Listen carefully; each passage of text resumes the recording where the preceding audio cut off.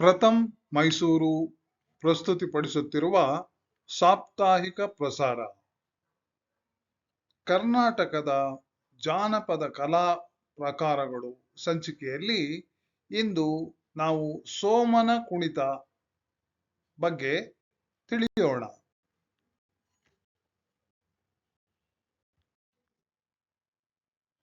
ಜಾನಪದ ಮುಖವಾಡಧಾರಿ ಕುಣಿತಗಳಲ್ಲಿ ಸೋಮನ ಕುಣಿತ ಪ್ರಮುಖವಾದುದಷ್ಟೇ ಅಲ್ಲ, ಸಾಂಸ್ಕೃತಿಕ ಚರಿತ್ರೆಯ ಎಳೆಗಳನ್ನು ಕೊಂದುಕೊಂಡಿರುವ ಕುಣಿತವೂ ಹೌದು.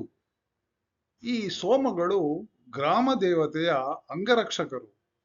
ಸೋಮನ ಕುಣಿತದಲ್ಲಿ ಕೆಂಪು ಸೋಮ ಮತ್ತು ಹಳದಿ ಸೋಮ ಎಂಬ ಇಬ್ಬರು ಅಂಗರಕ್ಷಕರಿದ್ದಾರೆ. ಸೋಮನ ಕುಣಿತದ ಮುಖವಾಡ ಮಾಮೂಲಿ ಮನುಷ್ಯನ ಮುಖಕ್ಕಿಂತಲೂ 5-6 ಪಟ್ಟು ದೊಡ್ಡದಾಗಿರುತ್ತದೆ. ಈ ಮುಖವಾಡಗಳನ್ನು ರಕ್ತಭೂತಾಳೆ ಎಂಬ ವಿಚಿತ್ರ ಹೆಸರಿನ ಮರದಿಂದಲೇ ತಯಾರಿಸಬೇಕೆಂಬ ಕಟ್ಟುನಿಟ್ಟಾದ ನಿಯಮವೇ ಇದೆ. ಹೀಗೆ ತಯಾರಿಸುವಾಗಲೂ ಅದರದ್ದೇ ಆದ ವಿಧಿ ನಿಯಮಗಳಿದ್ದು ಇಂದಿಗೂ ಅವನ್ನು ಶ್ರದ್ಧೆಯಿಂದ ಅನುಸರಿಸುತ್ತಾರೆ.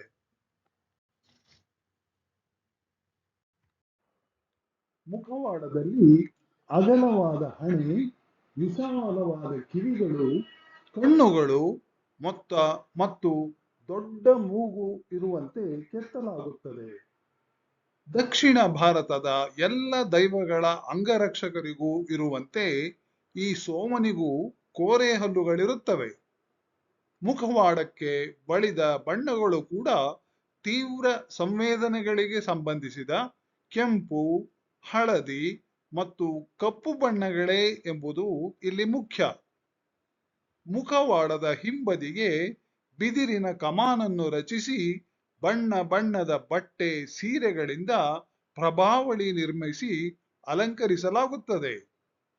ಸುಮಾರು 10-12 ಬಣ್ಣದ ಸೀರೆಗಳನ್ನು ಕುಣಿಯುವವನ ಕಾಲುಗಳವರೆಗೂ ಇಳಿಬಿಟ್ಟಂತೆ ಎರಡೂ ಬದಿಗಳಲ್ಲಿ ನೇತು ಬಿಡುತ್ತಾರೆ. ಸೋಮನ ಮುಖವಾಡದಲ್ಲಿ ತಲೆ ತೂರಿಸಿ ಹೊತ್ತು ಕುಣಿಯುವನ ಕಲಾವಿದರಿಗೆ ಹೊರಗಿನದು ಸ್ಪಷ್ಟವಾಗಿ ಕಾಣಿಸಲು ಅನುಕೂಲವಾಗುವಂತೆ ಮುಖವಾಡದ ಮೂಗಿನ ಹೊಳ್ಳೆಗಳಿಗೂ ಕಲಾವಿದನ ಕಣ್ಣುಗಳಿಗೂ ಹೊಂದಿಕೆಯಾಗುವಂತಹ ದೃಷ್ಟಿಗೋಚರ ವ್ಯವಸ್ಥೆಯನ್ನು ಕಲ್ಪಿಸಿರುತ್ತಾರೆ.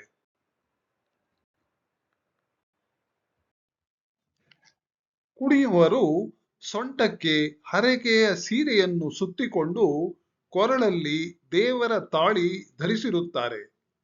ಬಹುಶಃ ಕೆಂಪು ಸೋಮ ಅಥವಾ ಕೆಂಪಮ್ಮನ ಮುಖವಾಡಧಾರಿಗೆ ಮಾತ್ರ ಈ ತಾಳಿ ಧರಿಸುವ ನಿಯಮವಿದ್ದಿತ್ತು.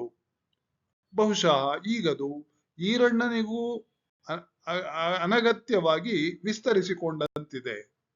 ಕಾಲಿಗೆ ಗೆಜ್ಜೆ, ಕೈಗಳಿಗೆ ಬೆಳ್ಳಿ ಕಡಗದ ಜೊತೆಗೆ ಕರಗಧಾರಿಯಂತೆಯೇ ಮತ್ತೊಂದು ಕೈಯಲ್ಲಿ ಬೆಳ್ಳಿ ಬೆತ್ತವಿರುತ್ತದೆ. ಹರೆ, ದೋಣು, ತಮಟೆ, ನಗಾರಿ ಮತ್ತು ಮುಖ ವೀಣೆಗಳ ವಾದನ, ಗತ್ತು ಮತ್ತು ಸ್ತುತಿ ಪದಗಳಿಗೆ ತಕ್ಕಂತೆ ಕುಣಿಯುವವನು ಹೆಜ್ಜೆ ಹಾಕುತ್ತಾನೆ. ಗಮನಿಸಲೇಬೇಕಾದಂತಹ ಮುಖ್ಯ ಅಂಶವೆಂದರೆ ತಂತ್ರ ಪಂಥ ಮೂಲದ ಈ ಮುಖವಾಡಗಳಿಗೆ ಆ ಪಂಥದಲ್ಲಿ ವಿಶೇಷ ಮಹತ್ವ ನೀಡಲಾಗುವ ಕೆಂಪು ದಾಸವಾಳ, ಕೆಂಪು ಕಣಿಗಿಲೆ ಮತ್ತು ಹೊಂಬಾಳೆಗಳಿಂದ ಅಲಂಕರಿಸಲಾಗುತ್ತದೆ ಎಂಬುದು.